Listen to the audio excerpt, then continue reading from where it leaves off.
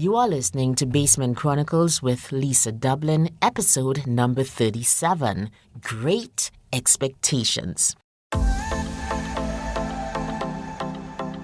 Hey, you made it! Welcome to my basement. I'm Lisa Dublin, a health and life coach, and I help professional and executive women to live, lead, and speak with confidence. Because you know what? Developing your confidence and deepening your faith in God is the best formula for an amazing life.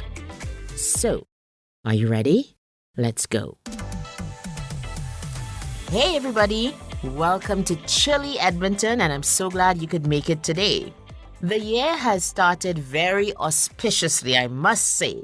I rang in the new year at Pearson International Airport in Toronto en route back home to Edmonton. And you know what? I was very happy to be there at that time. Because they say that whatever you are doing when the new year rolls in, you will be doing more of that throughout the year. And so for me, I want to be traveling and speaking this year. So I was very happy to be doing what I expect to be doing this year in Jesus' name. So airport, here I come. So what about you? What did you do to ring in the new year? Did you go out? Were you on your knees praying? Were you celebrating with family? Did you raise a glass, raise a toast? Whatever you did, I hope it was good, it was wholesome, it is portentous, if that's a word, and it just tells what will happen to you that is good for 2025. Now, the reason I was at the airport was because I was coming from St. Lucia. I had flown home to St. Lucia for a couple days to celebrate my parents' 50th anniversary, okay? So if you go back to the podcast before this one, episode number 36, I spoke about that then. And so I went home. You know, all of us couldn't go. I did finally. There was a point at which in the weeks leading up to me traveling, it really did not look possible. Yes, we had been planning it for some time. And we all planned to go, but it was just too expensive at that point. And at one point, I called my mom and I said, Mommy, it doesn't look like I can come. I don't even know what's going on. And you know what my mother responded? It just broke my heart. My mom said, how am I going to do this with none of my girls there? You guys, let me just set some context for you, okay? So my mom and dad have 4 children. I am the first girl. And then there's my sister, who's literally 364 days younger than me. She was born one day before my birthday, the year after I was born. And then after that, my parents kind of took a break, got wise. And then I've got 2 brothers, and these are the 2 brothers who live in St. Lucia. So both of my sister and I now live in Canada, and the 2 boys are home. So while my mother was planning this celebration, basically, she had to be doing it on her own. I helped out from where I was, making calls, liaising with the hotel and all of that. But the groundwork was literally done by my mother planning her own 50th anniversary celebration. And, she missed having her daughters around because we would have been doing a lot more if we were there. So when my mom said to me, how am I going to do this without any of my girls there, you guys? I just saw red. I was like, I don't even care. I know that, obviously I've got my own family. It's going to be hard to leave them and all of that. But that sacrifice of time, of money, of everything, I had to make it because my mom and dad needed me there. So I was happy to have made it to St. Lucia because number one, not many people make it to 50 years of marriage. Let's face it. That in itself is a reason to celebrate. Secondly, the sacrifice was also worth it because you don't celebrate 50 years of marriage every single year. It is a once-in-a-lifetime event, and I feel like I have learned to seize the moment, and when something is that momentous, that special, do everything you can to make it happen, and that's what I did. You know what? Let me tell you guys a story about why, I am that way about seizing the moment, making the special moments count, and doing everything in my power to celebrate, to commemorate, that kind of thing. Now, a little caveat, it's a bit of an emotional story. It's about my grandmother's death, so I hope you are not triggered by it, and if you are, I do apologize. Back in 2013 or 2012, I think it was, my grandmother fell very, very sick. At the same time, I was studying for my MBA. I was on the last leg of doing this Master of Business Administration. And it so happened that last week I was studying for the final exam of my MBA, and my grandmother was also in the hospital. There came the day of the exam, when my auntie called from the hospital to say my gran was not going to make it, and said to everybody, make their way down from the north of the island where we lived to the south where the hospital was. But I was so determined and so fixed, I was so focused on passing that exam that I stayed back. I said I would go after, I had studied and got everything together.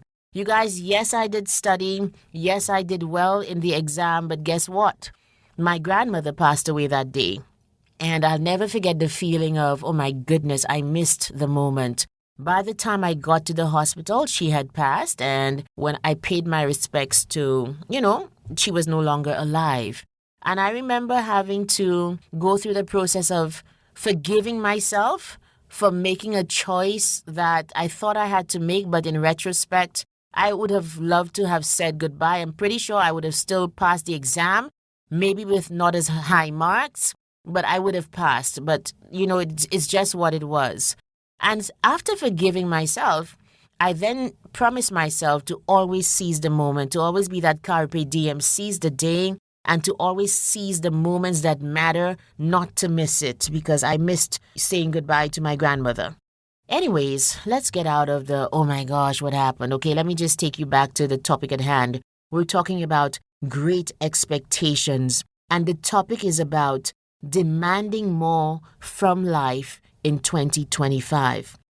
As you realize, I've been traveling a lot more. I went a couple times travel to speak, which is what I've always wanted to do. But if I had not made that decision a couple years back to be in work that I loved, that I thought was my calling, as opposed to work that I hated, but I thought I had to do, if I had not demanded of life what I wanted when I felt like I was backed by what God said I was supposed to be, let's put that caveat there, if I had not done that, I would not be traveling today. And so that was all the way back in 2023 when I decided I was going to do work that I loved. And I wonder today, in light of everything that I've said so far, whether you, dear podcast listener, whether you are settling for things that you don't want in life today, and what would it look like, and who would you have to become if you really asked big questions like, why not me? And what do I want? If you really asked those big questions and demanded big answers from life, what would tomorrow, for example, look like? And I'm going to give you an example that is so stark and so, oh my gosh, it's very personal, but you're going to get it. And you're going to think of me every single time you travel after this. I guarantee this. So as of now, I travel economy all the time. And most times, you know how you have to pass through first class and business class to get to your seat back all the way in economy because it's in the back, okay? And have you ever looked at the people in first class and wondered, what separates them from you? I'm always asking myself these questions right now. What separates you from me? Why are you sitting comfortably in first class, able to stretch out your legs, your feet? Why are you, that kind of person, and I have to pass through and go to the back? What separates the two of us? And you know what? There's something funny about people sitting in first class and business class when you're passing through with all your bags and all of that. They put their eyes in a neutral position. They're not meeting you. Oh my God. Have you noticed that? They look straight in front of them if they're traveling alone, or it really is the time that they're chatting with the person next to them so that they can avoid people's eyes on them, like me wondering, who are you? How come you're sitting in first class and I'm not? Lately, I've been eyeing first class travel and saying to myself, why not me? So I'm 5 feet 9 inches tall, and now it's getting very painful to sit in cramped spaces because, I run and I haven't really been very good with stretching in the past, and it's catching up with me. Plus, working from home, being that online entrepreneur, I spend a lot of hours at the computer. And so I've had to work very hard, in spite of being the runner and all of that, to maintain my mobility this year and continuing. And so when I sit in a cramped space, I usually get some pain in my knee. I'm kind of dealing with it right now in all sorts of ways. It's slated to go away, okay? And, because of that, I always need extra leg room. But here's the point. Even if I didn't need the extra leg room, let's say you're listening to me today and you are 5 feet 2 inches tall, the question still applies. Why not you in first class? Why not you?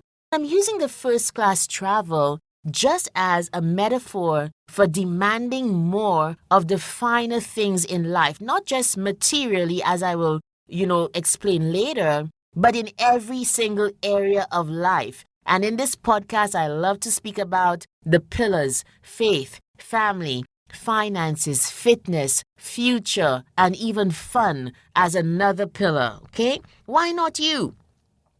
What do we have to do? Who do we have to become to be the person who sits in first class, who gets the best of all that life has to offer? So when I ask the question, who do you have to become? It's because there has to be the realization that before you can receive more from life, you have to become the person who can receive more. So what practices do you have to ditch, drop, and discard? How much harder or smarter do you have to work? For example, in the context of business, what does your business have to look like, offer, and charge to become the person who attracts, achieves, and aligns with a bigger, better kind of life? I know for me, the answer to that question is that I have to become the person who takes her finances seriously. Like, seriously. And this is the year that I'm going to do that. I have begun to do it, to be more careful, to be more vigilant, to treat money with respect, that kind of thing. I also have to become the person who can see herself receiving more money. Yes, I said it, and that's something perhaps when you get past who do I think I am, ask yourself the question, who are you not that you don't think you deserve to receive more money? Some people never charge what they are worth because they begin from what they think people can afford instead of what they think they are worth.